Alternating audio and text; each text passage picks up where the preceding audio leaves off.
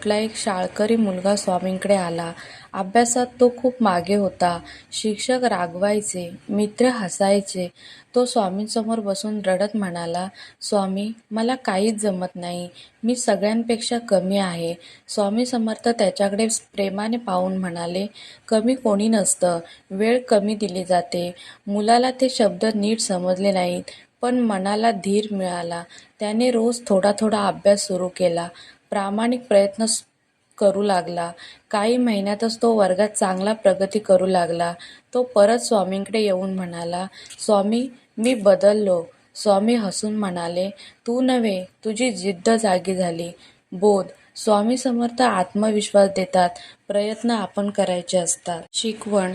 जग सोडून गेलं तरी स्वामी कधीच साथ सोडत. या सर्व बांधवांना विनंती आहे, नेहमी स्वामींचं नाव घेत जा. सर्व मार्ग मोकळे होतील. व्हिडिओ तुमच्या सर्व मित्र परिवाराला शेअर करा आणि कॉमेंटमध्ये श्री स्वामी समर्थ लिहा.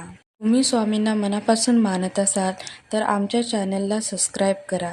श्री स्वामी समर्थ.